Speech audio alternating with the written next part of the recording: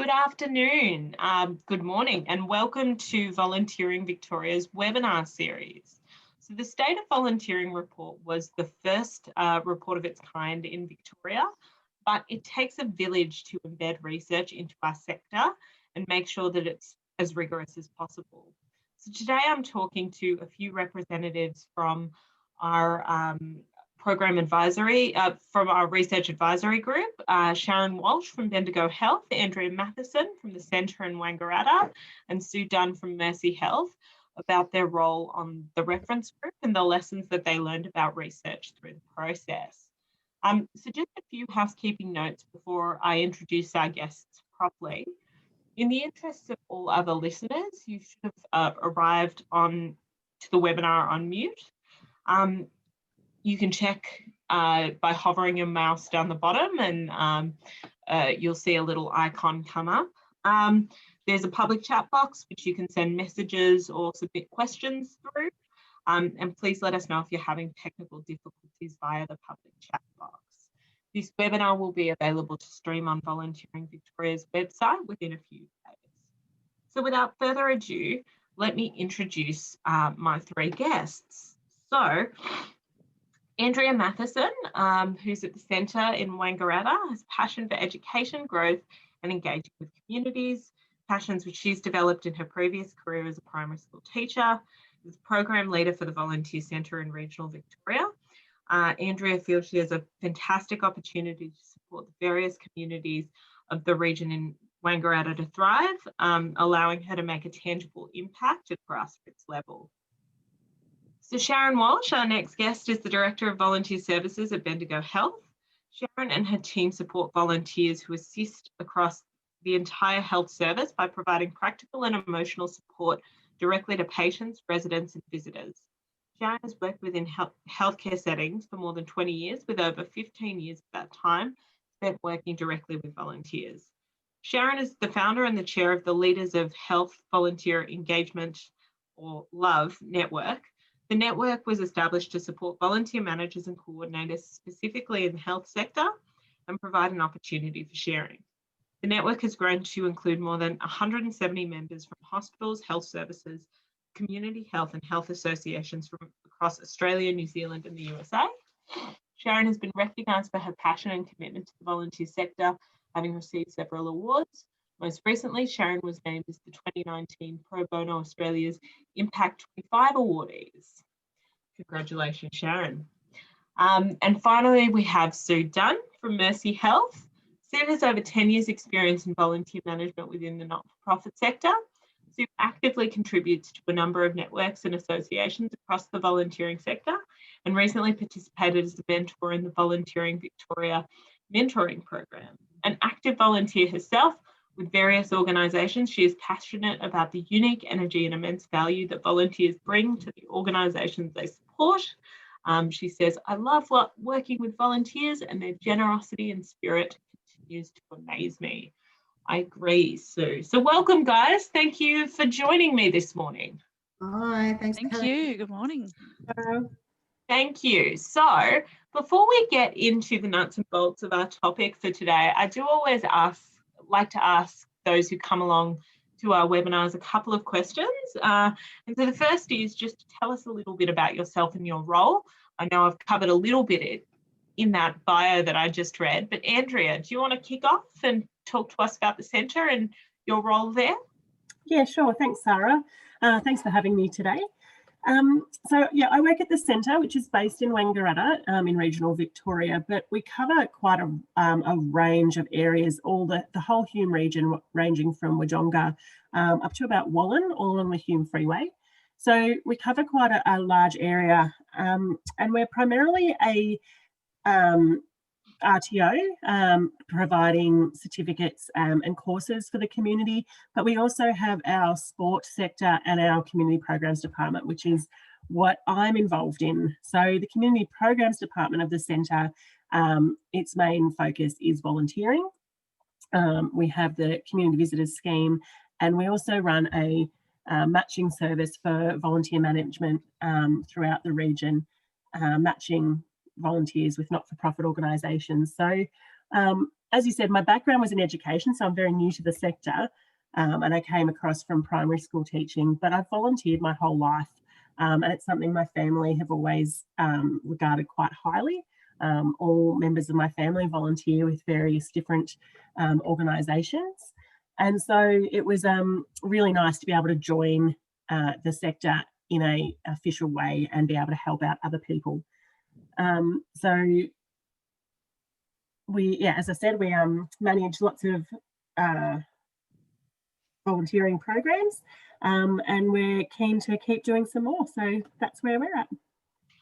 Thanks, Andrea. That's great. And how about you, Shaz? I know we did cover a little bit in the bio, but you did cover a bit in the bio. So as you mentioned, I'm the Director of Volunteer Services at Bendigo Health. I'm also the founder and chair of the Love Network since which commenced in 2011. Last year, as well as looking after volunteers for Bendigo Health, and we have several sites that looks at acute care, rehabilitation, aged care services, palliative care, so sort of every gamut of health. We've got volunteers supporting that. On top of that, last year I was seconded to write a volunteer strategy for the Loddon Health Partnership, which is 9 hospitals. And in the past couple of months, that volunteer strategy has been extended until the end of June 2021 and has been expanded to include the entire Loddon Mallee Health Network, which is 18 hospitals. So that's a bit about me, I guess. That's fantastic and wonderful that you're expanding your reach. I love your kind of empire building in terms of extending volunteer strategies. And Sue, did you want to talk a little bit about yourself and your role? Thanks, Sarah. Sure. Yeah. So as mentioned in my bio, I've now been working in the volunteer management sector in the not-for-profit space for 10 years. Time has really flown, and I still love it. So I've particularly enjoyed seeing the sector grow and develop a lot during this time. Currently, I'm the National Volunteer Coordinator for Mercy Health Residential Aged Care. Mercy Health has hospitals, community services, palliative care, and our aged care to the organisation where my role sits, and I provide guidance and support for volunteer involvement across our 35 aged care homes, which are situated in Victoria and also in Queensland and Western Australia. Fantastic. And so the other thing I really like to do before we get into the nuts and bolts of the webinar, because I have a secret theory that all volunteer managers are in fact superheroes, I like to tell a little bit of an origin story because I think as many of us have discussed on many forums, there's no one pathway into volunteer management. So I'm always really curious to hear how people discovered it as a kind of pathway or career pathway. So Shaz, can we start with you? Sure. So I've worked in just about every industry bar the entertainment industry, I think. But my story with volunteering started about 20 plus years ago. I was working in a recruitment agency, pretty unhappy. It was a pretty competitive and nasty kind of industry. And I happened to be complaining or moaning to my auntie one day about how horrible it was. And she had heard of a job that was going in her organisation and suggested that I apply the same day. And it happened to be the day that the job was closing, so I didn't have much time to think about it.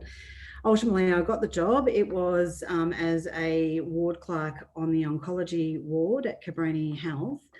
I'd never worked in health, but I loved it. And although it took me a little while to get used to the smells and specimens on counters and working with sick and dying people, it was a great introduction into health. And Cabrini had volunteers.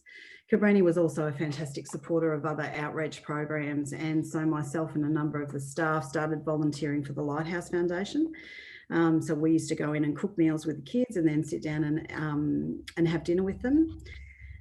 So after about 18 months as a ward clerk, I was asked to take on the role as an office manager in a brand new service. So that was the first acute palliative care facility in Australia at Cabrini Pran.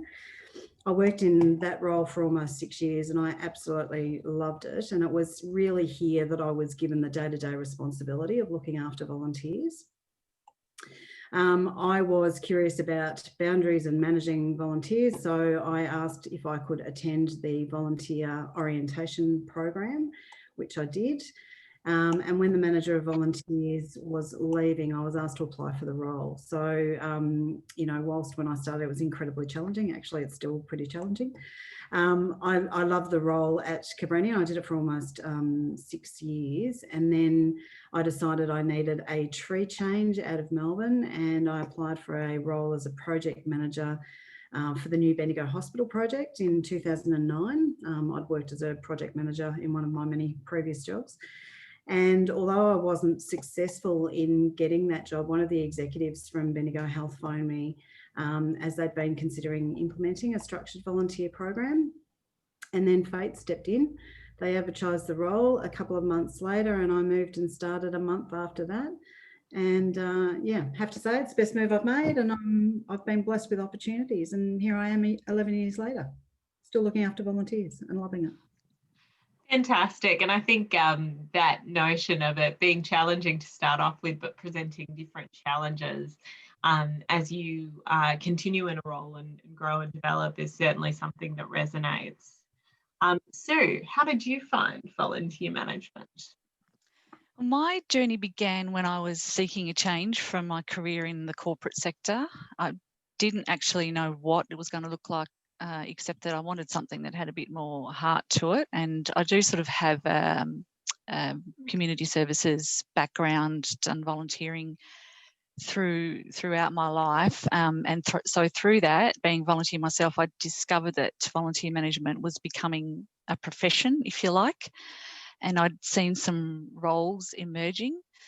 So to explore this a bit more, I took on a short-term role at the Australian Red Cross in the International Volunteers team, and I absolutely loved it. It was one of those experiences where I felt like I'd found my people and my tribe. So, you know, it was fantastic. And that short-term role was extended. And 10 years later, I'm still working in volunteer management. And, you know, as mentioned earlier, I'm still loving it and really enjoying our development as a profession and a sector. And just picking up on your comment before, Sarah, about the superhero analogy, I would just like to add that I think our volunteers are the superheroes in our community, and it's a privilege to work in the space of being able to support that amazing contribution they make. Absolutely, absolutely. I think it's a sector full of superheroes. I kind of jokingly use that analogy in terms of comics and origin stories, but yeah, absolutely. The volunteers involved are superheroes also. And Andrea, I know that you have just fairly recently joined the sector, but you want to talk to us about what attracted you? Yeah, sure. And I totally agree with Sue as well. The superheroes are definitely the volunteers and all the work that they do. So I, just like Sue and Sharon, career change last year. Teaching can be quite full on, and as much as I love it, was just looking for something a bit different, didn't know what, and an admin position came up at the centre. So I liked that because it was still in education, but it was something very different. So I applied for that and got that job. And then at the end of last year, the program leader for the community programs department left to pursue a different career herself. And I, started thinking, well, maybe that's something I'd like to do. So the more I thought about it, the more I thought, yeah, this is where it'd be great, because as I said, I've loved volunteering and been involved my whole life. So is my family.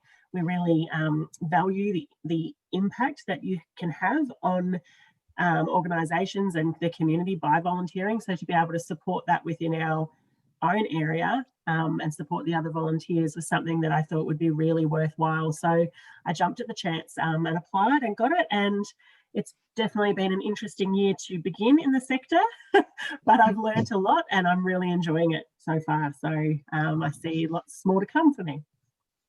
Fantastic.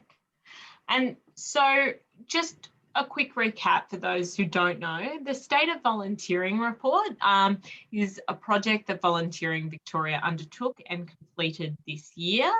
It was the first piece of research of its kind that focused specifically on Victoria, though the methodology was used in Tasmania in 2014 and 2019, as well as WA in 2015. So this report tried to go along and, I guess, put a financial value on what volunteering contributes to the state of Victoria. And it did this by undertaking kind of two prongs of research, a residence survey that had 1,006 Victorians, and then a volunteer involving organisation or VIO survey that we had responses from 315 organisations. So I've just put a few high-level figures on there about the value of volunteering to Victoria being 58.1 billion, which is pretty whopping in 2019.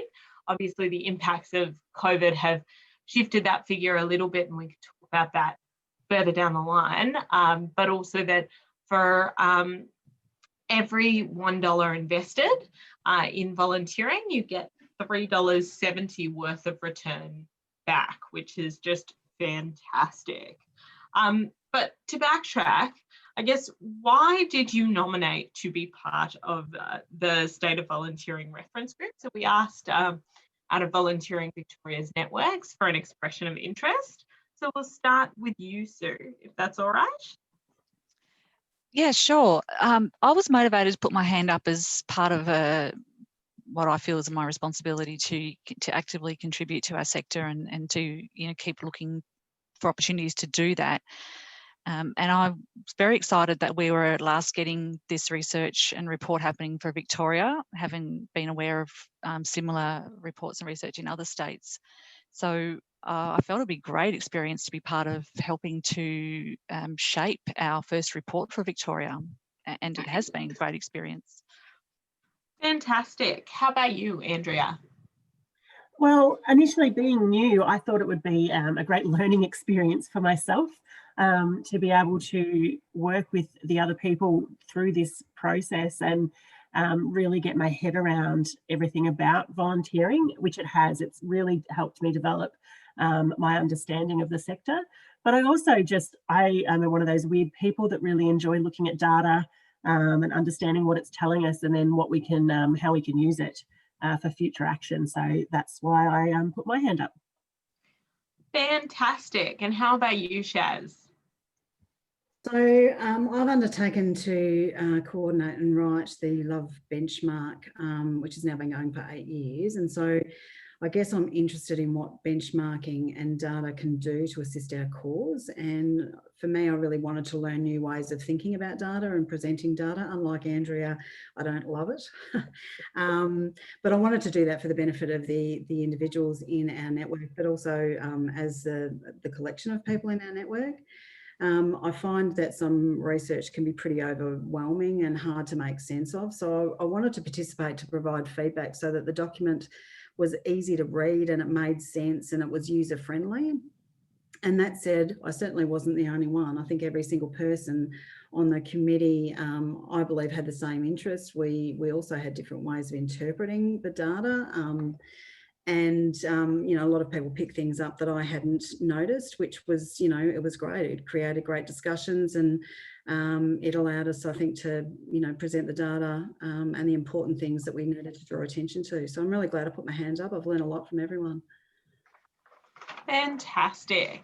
And I guess to understand, because obviously research is quite participatory and it can take a lot to be involved with. And certainly at Volunteering Victoria, we were really great for the reference group team that we had.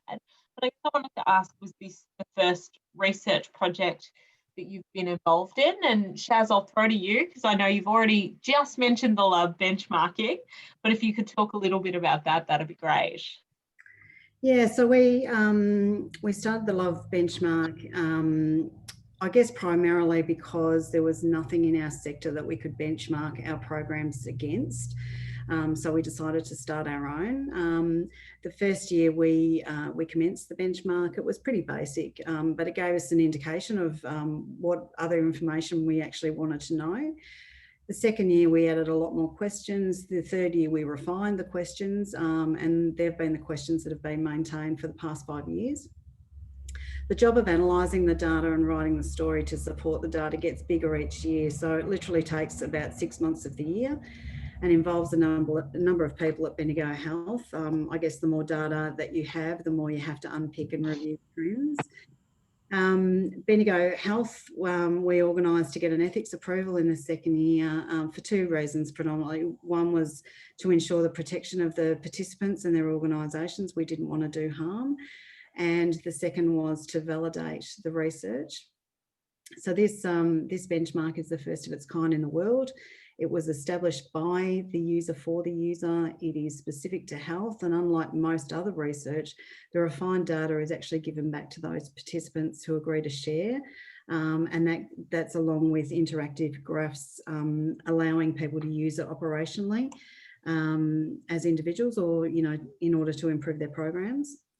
The benchmark in the past few years has also been able to show a significant level of transition in movement by volunteers, and it was probably this data that I wouldn't say excited me the most, but it validated how important data is.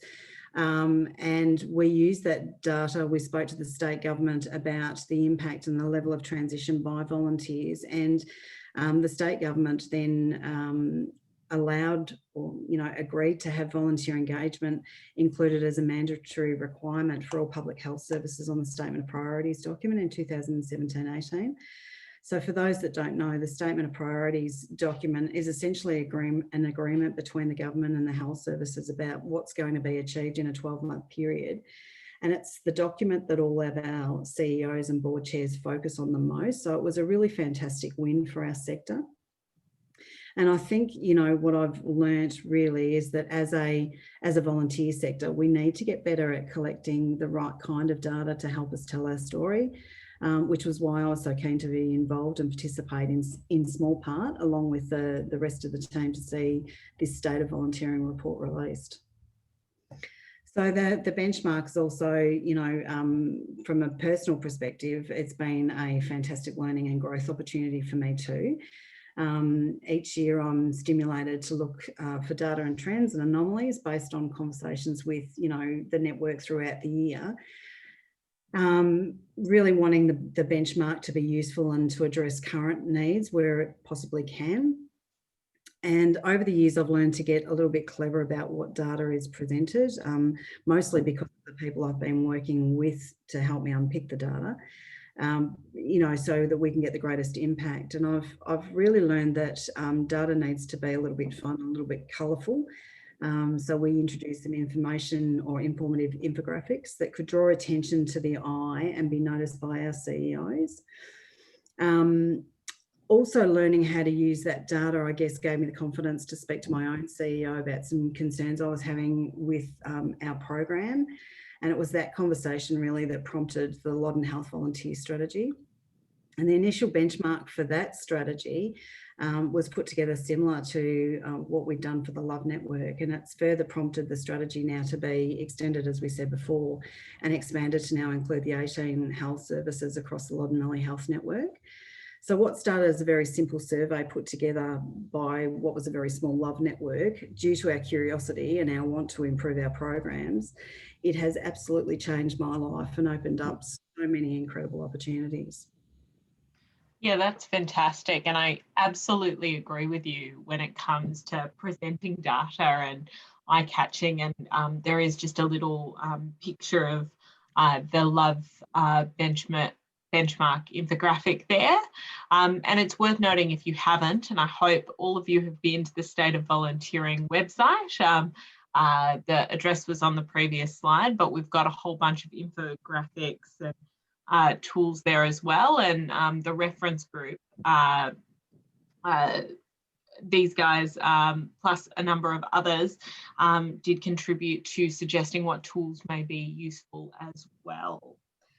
So, Sue, I know you had maybe a little slightly less experience, but had kind of talked about your involvement with the Volunteer Pro survey, just as a kind of participant. Did you want to talk to that a little bit? Yeah, so this is the first time I've had the opportunity to be involved in production of a report, which has been great. So prior to that, my sort of experience with contributing to research in our sector has been as a participant of surveys, including the Love Benchmark survey that Shaz mentioned, and which has been a fantastic and highly regarded resource for the health services sector in particular. And I've also contributed to the Volunteer Management Progress Report, which was facilitated by Toby Johnson and her partners. She's based in the States, but it's an international survey which has been around for a number of years. I think it's now in its 6th year, and I see there's a graphic on the slides there representing that it's currently live for people to participate in, to contribute to the 2021 report, which will come out early next year. And it's been interesting to contribute to that, and also to watch the data emerge internationally and have more contributors across the globe sort of each year. I think now it might be up to around 18 countries that contribute, and leaders of volunteers across those countries contribute. So I would encourage people who are interested in and to participate, which I believe it's still open until around 25th of November. Yes, I would absolutely encourage people to do so, because it has been a fantastic resource for our sector. So I'll throw it back to you, Sue, if you want to talk to us a little bit about what you actually did as part of the reference group. Yeah, sure. So I along with all the members of the group, we contributed to reviewing content as it was developed and circulated for contribution, and our discussions that we had the reference group when we met, and provided feedback to help shape the report. And for me, data and stats are probably not something that I would say I particularly love. They're a great and useful tool. My focus for the content of the report was particularly around just picking up on what Shaz mentioned earlier around it being user-friendly, easy to read, and really therefore accessible, the way that this report would contribute to the volunteering sector story. So language and tone of the content was something that I found that I was quite focused on, less so the specific stats and data. I was keen for the report to have a volunteer feel to it, and volunteers speak to be, if you like, to be present in the report, and not so much or less sort of tech jargon focused, which can be challenging to achieve warmth to a document that has a lot of data and statistics in it. So that's something I was particularly interested in focusing on. Fantastic, Sue. Andrea, did you want to talk a little bit about what you did as part of the reference group? Yeah, sure. So like Sue said, we reviewed the content, provided feedback. We asked a lot of questions too to help clarify things, which I think really helped shape the way we presented the data, because if we were questioning what things meant, it guided us to explain that a little bit more in the report to make sure that everyone else that was going to be reading it could understand it. So like Sue said, making sure it had that volunteer speak so that it was really easy for people to be able to pick up and understand. We wanted it to be a really useful document that people can pick up and use, and not just something that would sit on a shelf or be read once. So we wanted to really make it very valuable to everybody. Fantastic. And then was there anything else you wanted to add, Shaz? I think the girls have probably covered it. I think the other advantage really, you know, aside from analysing data and making sure that, you know, that the story was right, I think the advantage of having a committee participate in that process meant that we all came with our individual hats. So, you know, we were looking at it from different perspectives, which I think really enhanced the document. You know, I think that we all wanted to see different things come out of it, and that generated a huge amount of great discussion, and I think that's why we ended up with such a good document.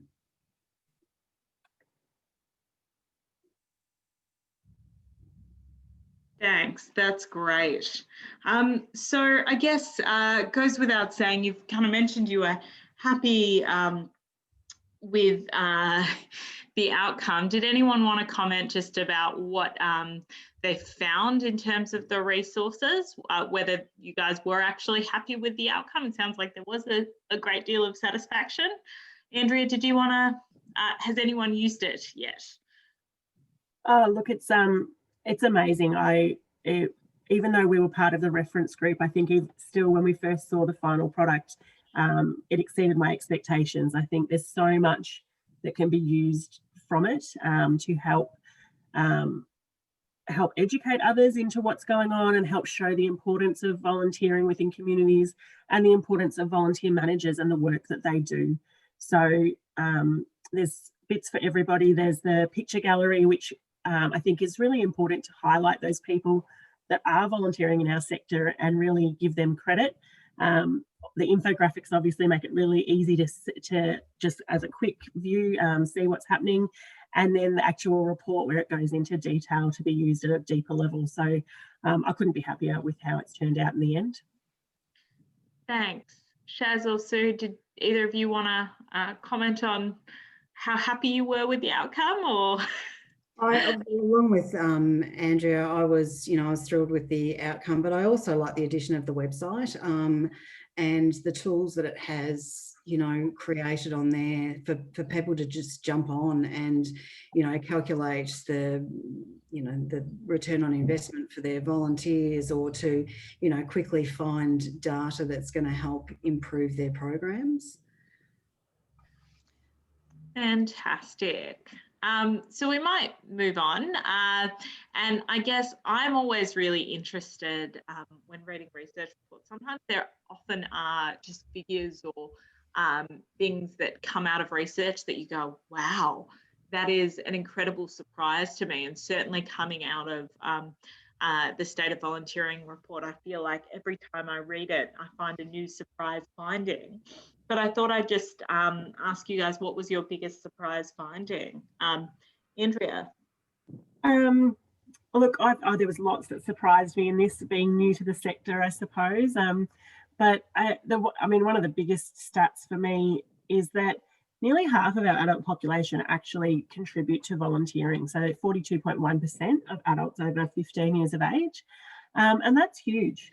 And you think about all the things that we do within our communities, and that's fantastic. And yet, we're always screaming for more volunteers. So I think, to really recognise those people that are already volunteering and the work that they do and the value they add to their communities is massive. Yeah, fantastic. How about you, Shaz? Yeah, so probably not surprising, but good to have data showing the financial benefits of volunteering, which I hope will help to leverage volunteering as an incredibly important and valuable sector. I think all of the findings are really interesting and very useful. However, for me, probably at this time, some of the demographic data I think will be helpful. So, things like 66% of volunteering still occurs in the volunteers' local community, that 87.3% of the sector still gather volunteers via word of mouth, and that 57.9% use their induction or orientation program to help build skills for career development. So, all of those things really are opportunities for me to build a positive culture of volunteering for the Loddon Mallee Health Network, in order for our communities to be successful in sustaining volunteers into the future. Fantastic. And how about you, Sue? one of the findings that surprised me was the data showing that on average volunteers spend approximately $1,700 per year in support of their volunteering. And even after reimbursements, average reimbursements are taken into consideration, it's still around $1,500 a year that they contribute over and above their time. So it was interesting for me having actual visibility on that figure and seeing it in black and white, if you like, some sort of data that's perhaps tends to be a bit hidden. And I think it does add further depth to demonstrating the value of each volunteer's contribution, in addition to the hours they volunteer, which we're well practiced at capturing that information. But there's a lot more to what volunteers contribute than in addition to the hours, and it's I feel it's something for the sector to be and organisations to be particularly mindful of, that there is quite a significant out-of-pocket expense as well as time that's contributed by volunteers. Absolutely, and I think it is, a really good reminder for VAOs to think about how they look at removing some of those barriers. So moving along, and we are drawing to the end of formal questions. So if there are any questions, please go ahead and type them now. But how will this change the way in which you advocate for volunteering, both like either statewide or within your organisation? So I'll throw back to you, Sue, if that's all right. Sure. It will increase my advocacy for our sector, because having a credible source that is specific to volunteering Victoria, where the spotlight is shone on our volunteer sector, there's greater weight and depth to being able to relate those report findings. It's more credible when it's in your own backyard, when you can relate research to your local sort of communities, if you like. The impact is greater. So I'm excited to actively refer to this research and data and use it frequently, and have it as a great tool that you refer back to.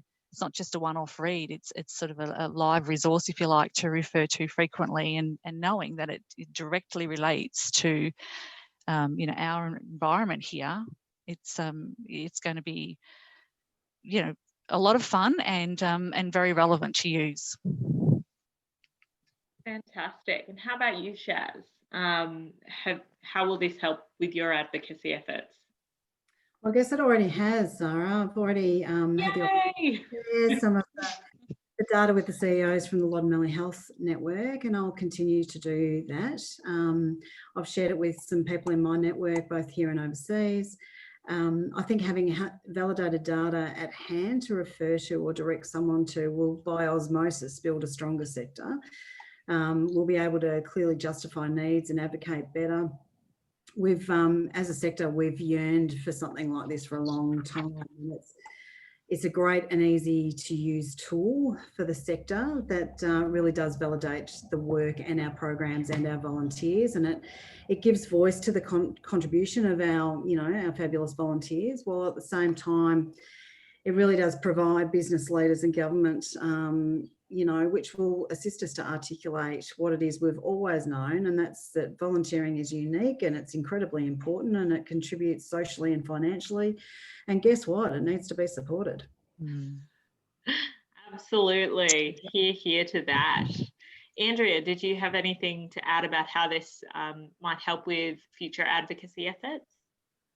Like Sue and Shaz said, I'm new, so I haven't done much advocacy as yet, but having something like this gives me something to start with. So when people say, oh, well, what would you know, you've just started, I can say, well, I do, because this report is showing us this and this. So, it helps everybody, whether you've been in the sector for a long time or a short time, give us that in-depth data and that weight, like the others said, for our advocacy within the community. So I'm really excited to be able to use it and promote volunteering near and far. Absolutely, and I think there's something to be said for all singing from the same song sheet. So I'm really hoping that everyone in Victoria picks this up and uses it. But given it's a similar methodology that's been used in Tasmania and WA, and I believe Queensland have some plans currently afoot, really making sure we're speaking with one voice across Australia will be great. So final question now. So thank you all for your time this morning. But I guess I wanted to ask, what do you hope, what's the biggest lesson that you hope the state government will take away from this? And Shaz, we'll maybe start with you. Okay, so I think we're pretty lucky in Victoria to have a state government who are engaged and working with the volunteering sector to really understand the impact of volunteerism. So I think this report is timely given that our Victorian volunteer strategy is recommencing. So I'd like to see government promote and use this document to leverage volunteering, both the act of volunteering and the resourcing of the sector across the state. And I guess my ultimate dream would be to see all Victorian government funded agencies to have a reportable commitment annually to engage, support, resource and celebrate volunteering, similar to that of the Statement of Priorities in Health. Oh, that's a fantastic dream to aim for, and echo that. Sue, did you have anything, what's the biggest lesson you hope state government will take from this? Well, I hope that this report gets a lot of attention, and therefore the immense size and value of volunteer support within our communities gets that attention. And it's such, as it's been spoken about and mentioned a lot through this conversation, it's such a vital asset to be protected. And I hope that nurturing and protecting volunteer involvement, it should be, and I hope that it continues to be treated as a fundamental necessity of healthy and thriving communities. And that's an integral part of those healthy communities, and ought to be well supported, in line with that. Fantastic. And Andrea, what would you hope is the biggest lesson that state government will take from this? Oh, look, I don't think that I could add much more to what Sue and Sharon have said. They've covered it all.